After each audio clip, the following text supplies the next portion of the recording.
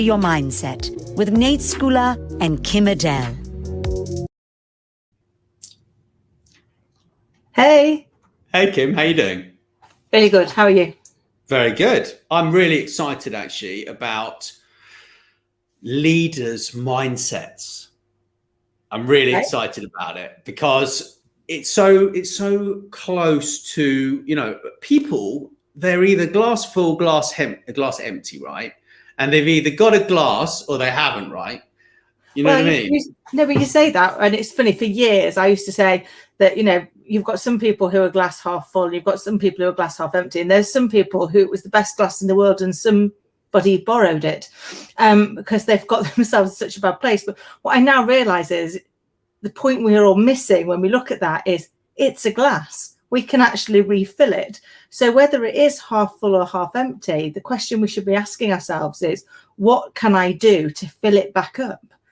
Because that way we can get ourselves back to a place of joy. And we know that wherever our thinking is, whatever we're focused on is what we're going to get more of. So if we can constantly thinking about how do we refill our own glasses, and as leaders, how do we refill the glasses of those we lead, then actually we're going to end up in a much happier and much more productive place. So are there many more perspectives, do you think, around that?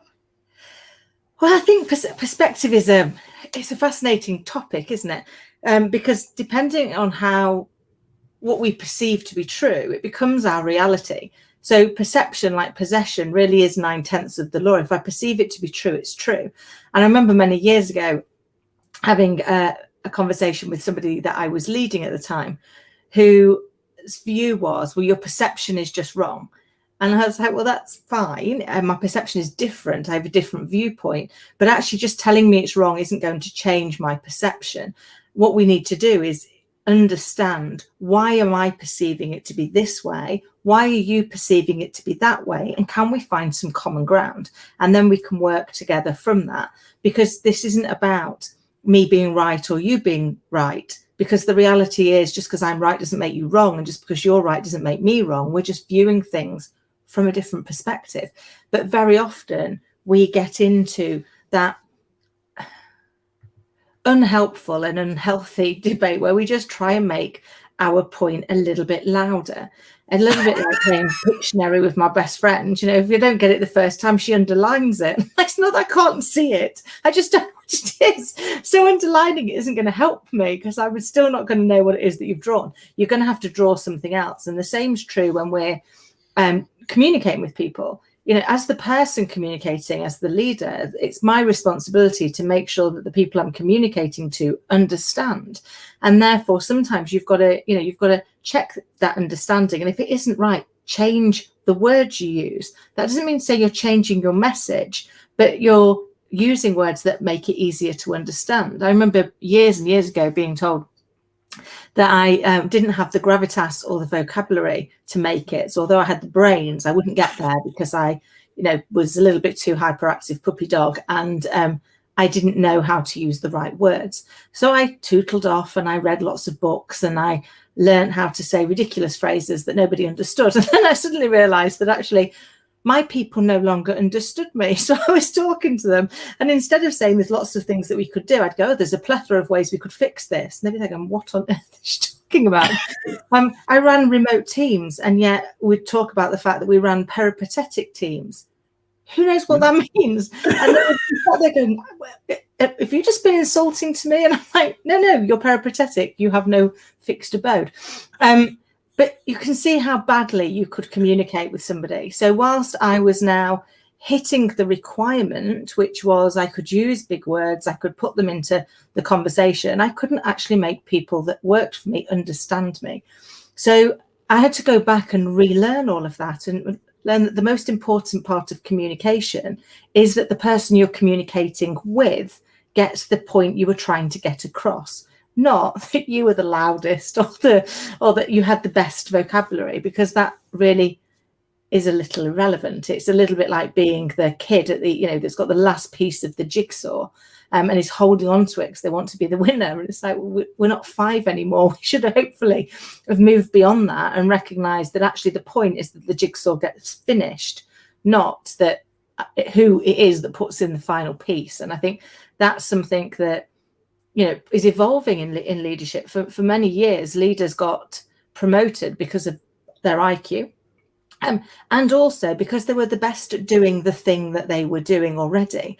But just because I'm good at a thing doesn't mean to say I'm good at leading others, because that's about what I can do, and this is about what they can do. And can I have the confidence to recognize that they're probably going to be better than me? And that's okay. My job is to help them shine. My job is to help them understand the areas that they're brilliant in, that they are just world class at. And how do you turn the volume upon that? How do you get more people to be able to see it? And also to point out where they've got some blind spots and help shine a light on those so that they can fix them and they can learn. And I think, you know, leadership's a really probably one of the best roles in the world. When you actually get to see the people that you lead step into their potential and do things they never thought possible, it quite literally is the most humbling and proud thing that you can do in work. But equally, it can be a real challenging role because you're dealing with people, and people don't come with a rule book. You know, it's a bit like I always say this about Scarlett, you know, I'm desperately trying to be a good mum, but children don't come with a manual. So you have to navigate through as best you can. And when you make mistakes, you acknowledge them, you apologize, and you make them right. And the same is true when we're leading people. You know, we make many mistakes. People, you know, we've got loads of personality tests. I do them. I'm qualified in them. But actually, you can't take away from the fact that each of us are as unique as our fingerprint. So we come with, yes, some preferences. We come with some areas that we are likely to revert back to, but they will also have been coloured by our environment, our experiences, the people we surround ourselves with, what's happened to us so far. So for me, they're really, really useful ways of giving us better idea of questions to ask. But one of the most important things as a leader is to understand the perspective of the people that you are leading and be able to talk to them in their language so that you can help them be the best that they can be. Yeah, very much so. And I think, you know, when it comes to success, right, having the wrong perspective or the right perspective, you know, it can make a massive difference to the success that you are going to be generating, in essence, for that organization, right? Or for yourself, if you're working for yourself. And I think having a mindset of, well, I'm really grateful that I actually have a place to live. I'm grateful I've got food to eat. I'm grateful that I have a job that I love. I'm grateful for, you know, and having this gratefulness, it just makes a massive difference. And that goes back to having a glass at all, right? And having that glass full or glass half empty mentality. And some people, they're just negative. Like, and the thing is, thank you, Carl. That's exactly right. But some people, they're just negative, right? Like and the thing is that they say, well, it's because I'm a realist. It's like, no, it's not because you're a realist. It's because you're negative. In my mind, there's a massive difference between being a realist and being negative. What do you think on that one? So it really, in my opinion, is about where we face our focus. So, you know, if I focus on all the things that don't go well, then actually what I'll do is I'll generate more things that don't go well. And if I focus on the things that do go well, then I find more things to be grateful for. And I think gratitude is such an amazing thing. You know, me and my little girl do gratitude every morning on the way to nursery and on the way back. It's like, you know, what we're grateful for today. And it can be anything from, you know, the sun shining, or actually the rain's out, so there's going to be rainbows later, because, you know, without the rain, you get no rainbow and you get no puddles to jump in. So it's trying to find what's the positive that's coming out of all elements. And I remember at one point when, you know, I had a few challenges in my personal life, one of my friends saying to me, I can't decide if you're incredibly strong or incredibly stupid. How do you stay so positive? And I said, well, I've realized that actually one of the things that I can't, there's a lot of things I can't do. Worry doesn't change anything. And if I worry about something that's not in my control, it's not going to change the outcome, but it is going to change me. It's going to change my perspective. It's going to change how I show up in the world. And so whenever anything is really overwhelming, when anything is too big and I can't work out what to do, I kind of park that in the little car park over here and go, I'll come back to you when I've worked you out. And I look for what's the one thing that I can do. And then I focus on doing that. And it becomes I liken it to the life raft that I can cling to in the stormy seas of my brain that say, I can't do anything with that. So I'm going to do something with this. And before you know it, you start to move forward. And as you know, I love a quote. And there was one that I really like, which is obstacles are the things we see when we take our eye off the goal. If we focus on the obstacles, we're just going to see more obstacles. But if we focus on the goal, the obstacle becomes something for us to overcome, something for us to move around, for us to find an alternate way through. And I think just changing those things. Somebody else and I'm going to have to look it up because I use this quote a lot and I still don't know whose it is, which is, the problem should actually be taken out of the dictionary. We should lose it as a word because by definition, it means something that is hard and difficult.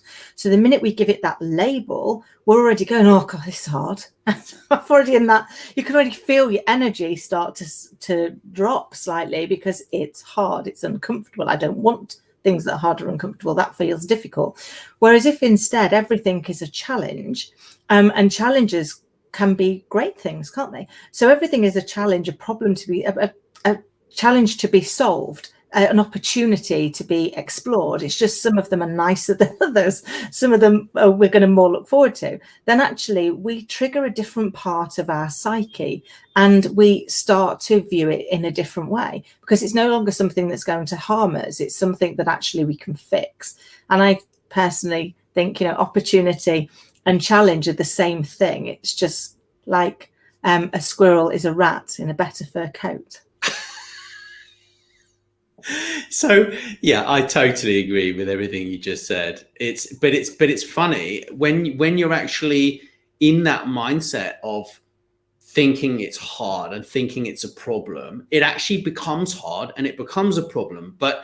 So it's almost like you have to observe first. And the thing is that a lot of people in their mindset and in their lives, they are completely unaware of what on earth they're saying to themselves. And this is the biggest thing, is without that awareness, it's almost impossible to actually change that perspective and change that mindset, right? Because now the moment I catch myself saying, oh, this is a problem, I'm like, no, it's not a problem. It's a challenge. Yeah. And I'm even catching myself now when I'm writing an article and I'll type it out and I'll be like, well, but this is a problem. And then I'll be like, no, change the word.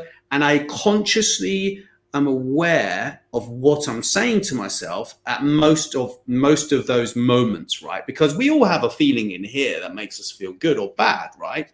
We do. I mean, yeah. You're right. It is. It's catching ourselves. I mean, as you know, I suffered horrendous imposter syndrome for years, and occasionally it'll come back, and I'll catch myself telling myself something horrendous, and I'll be like, okay, thank you for that.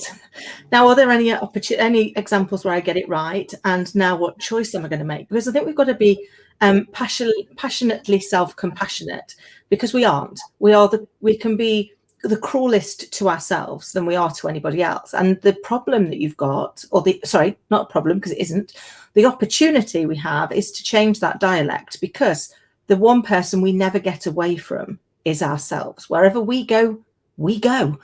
So if we're being unkind to ourselves, we're going to go there and be unkind to ourselves there too.